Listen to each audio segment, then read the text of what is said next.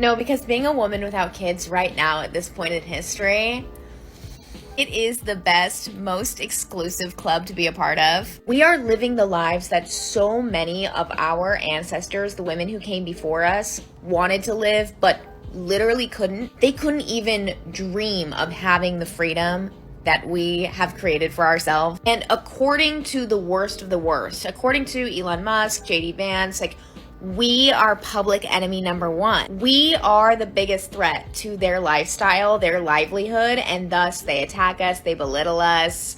But it's because they're scared of us. We hold the birth rate in the palm of our hands.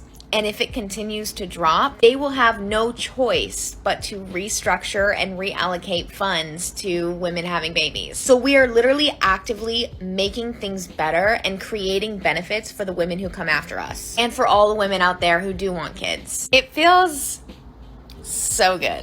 You don't know what words mean, do you? I don't know what's worse, gentlemen and gents. The idea that she thinks the key to getting free government money is to ransom the world with not breeding on a global scale, or the fact that she thinks she knows what women in previous generations wanted. She thinks her delusion is so powerful that her imagination doubles as a friggin' dime machine, which just proves that even when modern women daydream, they can't even do that right. Women in the past were not forced to meet men and breed. They did so willingly because women were taught that starting families was actually a good thing.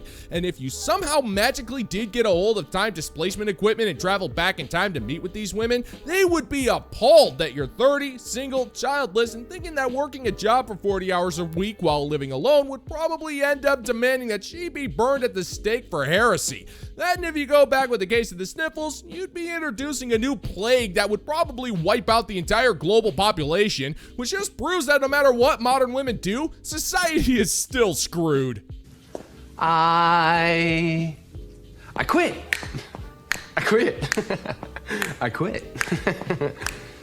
This PSA is for the men regarding their texting habits. Are you guys okay? Is everything okay? You either take 11 hours to respond to a simple question, or you're text messaging me at 6:45 a.m., good morning, queen, followed by a sonnet about how we're twin flames, and we didn't even go on the date yet. Where's the middleman? Where is the middleman? On Saturday, this man was being chatty Cathy, sending me pictures. What are you doing? So I was drinking an iced pistachio cappuccino from La Villa, so I snapped a picture of it and I said, hey, I'm having an iced cap, and he responded just now, 48 hours later, I want one. I'm calling the cops on you, sir, and I'm also not answering, and I'm gonna like it Christmas morning. If we're not going on the dates, don't text me. And if we're going on the dates, shoot me a little afternoon text to have a few minutes of banter back and forth. That's all. I ask the guy what he's doing, and he writes back like the next day, nothing you? Or you have the love bomber guy who really thinks that's gonna work. Like, dude, I have two parents that love me, okay? It's not gonna work on me, and neither is the haiku that you're sending me. I'll just move to North Korea. I'll just move to North Korea, okay? Okay. I'll just move to North Korea. Well, I hate to break it to you, sister, but you brought all of this on yourself, and that's because you're not capable of being happy. You're walking around and complaining that the men available to you are not the ones who are meeting your preferred timetable for texting. Either you're trying to get with Chad, who can text you whenever the hell he wants, however the hell he wants, and you'll like it, or you're dealing with simps, which will drive you insane. And when you consider that you're single, childless, and past the age of 30, that's frickin' saying something. There's no middle ground with someone like you. You gave that up the day you decided that you were inexplicably superior to the proud members of the illustrious bottom 95% club. Let's just be real here. Even if that man you desire was somehow able to achieve the impossible and text you in the imaginary timetable that you deem appropriate, it's not gonna do him any good anyways. You'll just find another excuse to complain about him, and that excuse will be just as contrived and ambiguous as your dumbass texting complaint. That's funny because it's so true. At this point, why would you date men? Ever again. I'm sitting alone in my house, in a silk robe. My bills are paid. Who paid them? Me. I'm eating blackberries. I'm drinking rosé. I'm about to start Harry Potter. Nobody's stressing me out. Nobody's sitting next to me on the couch being a little wimp. Why, ladies? Why? Congratulations! All right, lady, let's just go ahead and break this down for a second. You're sitting alone in your overpriced apartment. You're bashing men while also bragging that you do the basic crap that adults have been doing for centuries. Now, don't get me wrong. I mean, a really cool robe can go a long way in a dude's book, but just because you own one out of silk doesn't make you superior. Neither does your preferred choice of produce in fantasy movies. And let's just be honest here. The very things that you celebrate for yourself are the exact same things you'll bash men for doing. If a guy's hanging around his house in a silk robe eating blackberries while watching Harry Potter, you'll call him a loser, incel, psychopath, mama's boy. So by your own standards that you set for us, that makes you a massive loser in the very same book that you wrote. But if you want some celebration for being an adult, well, I guess I can give you something. So here you go, Toots. You earned it, I guess. Woo! Hey! I'm gonna tell you something right now. Nothing hurts more than the guy you went on 2 dates with breaking up with you. Because, no, I was in a 3.5-year long relationship. That ended. Cakewalk. That was easy. That I have seen that through, okay? I went to Disneyland. I rode the rides. I had a snack, and I came back with, like, a little sunburn. The 2 dates? Oh, wait, I was just starting to, like, think you were so cute. Wait, oh, I drove to Disneyland. You want me to turn around? I didn't even get a pickle. I didn't even, like, get to take a funny photo or get, like, a fun coin that was flattened in half. Yeah, that kind of shit will have you up till 4 a.m. on ChatGPT. Like, what is my worth? No. I give advice sometimes. You want me to take my own advice? No, I don't do that. That's a little too close to home. In one ear, out the other. In one ear, out the other. You might think you're evolved. You're not. That doesn't make sense. Okay, I'm a little more than confused here. I mean, is the Disneyland thing a metaphor or something? Like you dumped a guy after 3.5 years because you thought you could do better and you ended up celebrating by going to bedroom Disneyland where you ate pickles and went on Mr. Chad's wild ride? Or did you literally go to Disneyland to celebrate wasting your money the same way that you wasted 3.5 years of that dude's life? I'm so confused. I guess it really doesn't matter because I don't even think you can define the word metaphor. I know that might sound a little harsh, but you can't even define the word breakup.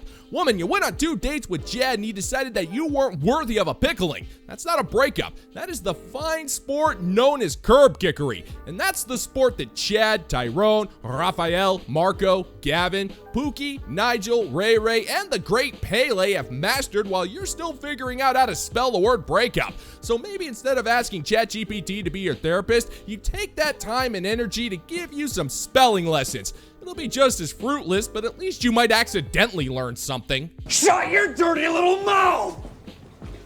You know how some people think birds aren't real? I think the same thing about men. I don't think they're real. I think at one point they were, but I think at this point in the Matrix, they are simply not. What other explanation could there be for men who are so disengaged from social interaction, let alone romantic interaction with women?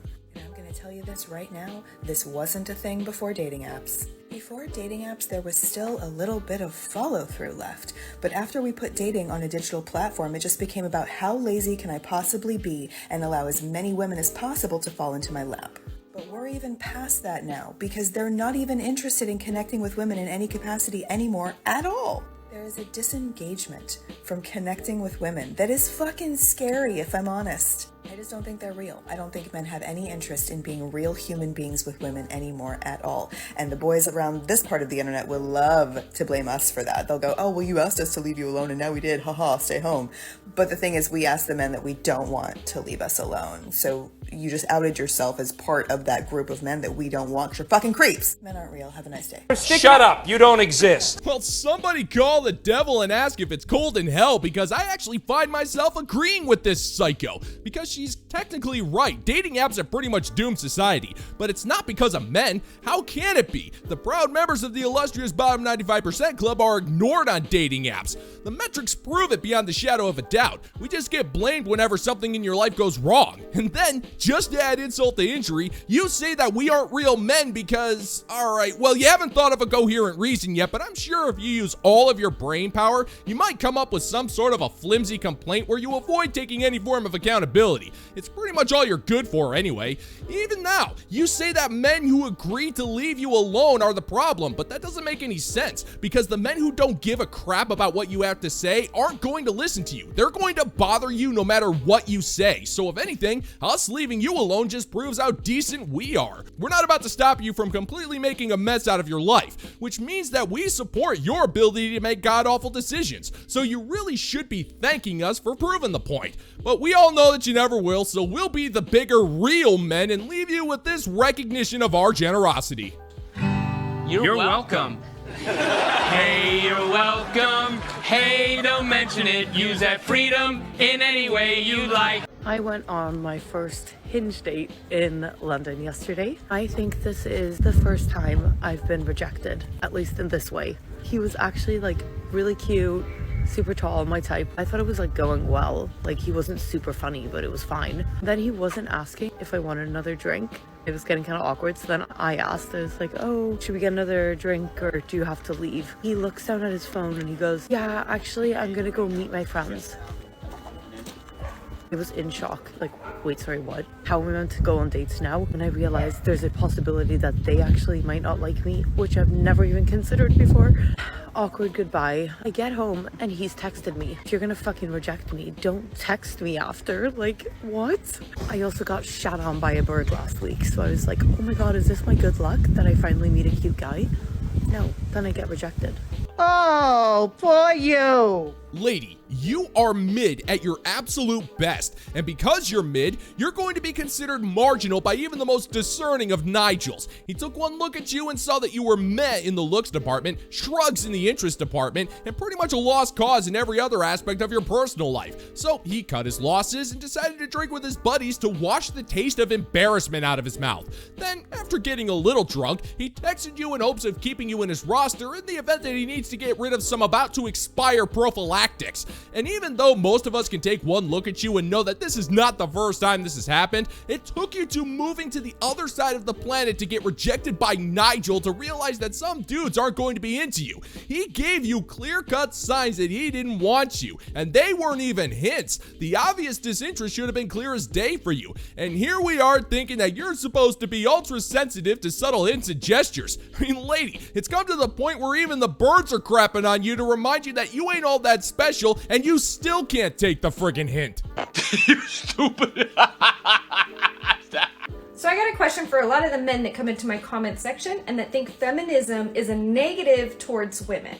It is! Because so many men look at it and they're like, oh, you want to be equal to us? Fine. You can pay for your own dinner. Like having a job now takes away from their requirement to be gentlemanly and kind and have generosity. Like having women say, wow, we can now go and get a job without having to fight for it. We can be at an equal level, if not in a better, higher position than a lot of men. We have access to do that now, and it's almost like you're punishing us because you're mad that we can do that. Because last time I checked, I had plenty of healthy men that are around me would never in my life let me pay for my dinner. Liar! Liar! Liar! Because they don't look at it as, well, you can do it. They look at it as from their internal pride, their internal respect for other people, their internal no, I got this because I, as a man, can handle this and I don't have to worry about you contributing financially to me. You can be rich in friends or family or love, but the only thing that matters is being rich in money. You gotta level with you, sister. We're not the ones punishing you. We don't have that kind of time, and you're not worth the effort. If anything, you're punishing us for being men. We've been inundated with rhetoric from you and your kind over crap like bank accounts, careers, and property ownership, as if that's supposed to make us feel threatened. Why should we feel threatened? You didn't fight for any of those things. You had access to all of those long before you were born. Now you're angry, bitter, and entitled, so the idea of going on online and doing 20 seconds of basic research is far beyond your capacity, so I'll just lay it out for you. Equality is not selective. You either have it or you don't, and with equality comes consequences. So we're under no obligation to be gentlemen if you're not willing to be ladylike. You're aggressive, you're rude, and judgmental, and in response, we'll call out your hypocrisy while also having a few laughs at your expense. This was the world you demanded, sweetheart, and you brought it all on yourself. And maybe that's just because I'm at a higher level and I surround myself with successful people. And so that just inherently is something that a lot of successful people automatically do. But I don't ever see them saying that women having access to be able to buy houses and get credit cards and have a bank account and get a job that is at the same level as men, they don't look at that as a negative. They look at that as, oh my gosh, look at you. I'm going to support you. I'm going to be like your biggest cheerleader because that's amazing. So why is it that there's still so many men that treat women who want to be looked at as an equal human as trying to still take away from that experience? Help me understand that. Now, idiots! It's simple! Hold up. You're saying that not only are men obligated to buy you dinner, but we also have to celebrate you for having a job and owning property and signing up for a freaking credit card? Woman, those aren't flexes, especially when they were available to you since birth. Nobody gives a crap about the things you're bragging about. We're calling you out for being a strong and independent woman who still believes that men should buy her food because she's packing a slippery hell canyon of broken dreams betwixt her legs. If you're going to act like an insufferable brat, then we're just going to respond in kind. We're not going to reward that kind of behavior. There's nothing worth rewarding. And we only say something when you go on the internet to act like your idiocy somehow makes you better than us. We'd gladly leave you alone if you didn't post on the internet, but since you did, it's fair game. And that is how equality works. Checkmate. Checkmate. Checkmate. Dang. Today I decided to dress in a way that would make straight men not want to talk to me. It's almost like a compilation of microaggressions. We'll start off with my shirt. It looks like it's from a university, Psychotic State University. Now what does that mean? Probably that I'm unstable and you should walk away without talking to me. My shorts have fireworks blasting all over them, ideally to evoke the idea that I might blast a fart up my butt at any time, so stay away. My footwear today is soccer socks and slides. Am I a soccer player? Am I aggressive on the field? Would one swift kick from me land you in the hospital? Better not find out by avoiding me completely. I'm wearing 2 long earrings on this side and 2 short earrings on this side. Very unbalanced, very unhinged, very unapproachable. My watch is a 6-year-old athletic watch, which means I don't like expensive things, so I don't mind if they get damaged in a fight. Do you want to test that theory? I didn't think so. These are rings, but they are also sharp, pointy dagger weapons. Steer clear. My chapstick is held together with duct tape, allowing strange men to think maybe she broke it last time she hit a guy with her purse. My hair is in a ponytail because it's the least amount of effort possible because I don't care what other people think. I'm hoping that if a man sees that, then he realizes I don't care what other people think, I don't care what he thinks, and he won't try to talk to me. Although at first glance my yellow bag straps look welcoming, no, this is an alien screaming. Sometimes I just like to get literal about what might happen if you try to talk to me. I might scream in your face. In conclusion, do I dress to impress? No. I dress to unsettle.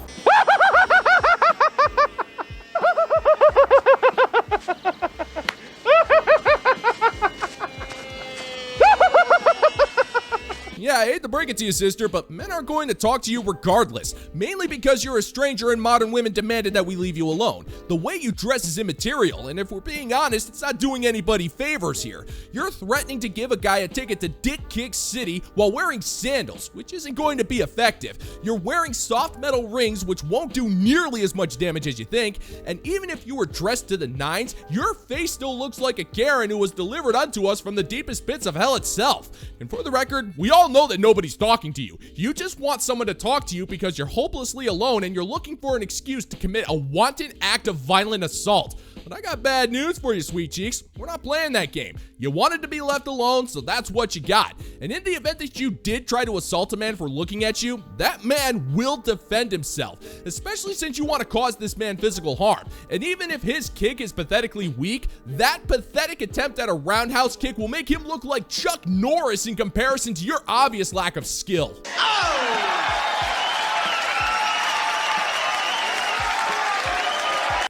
And I just want to take a few moments to say thank you to the fine members of the Bounty Board over on Patreon for their continued support of my channel as I continue to get content out to you guys. I cannot thank the Bounty Board enough for their support, and I salute you.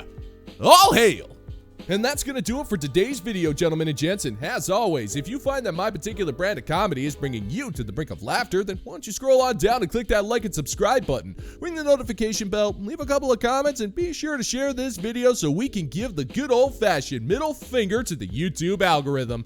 Thank you once again for checking out the new video, gentlemen and gents, and until next time, peace out, homies.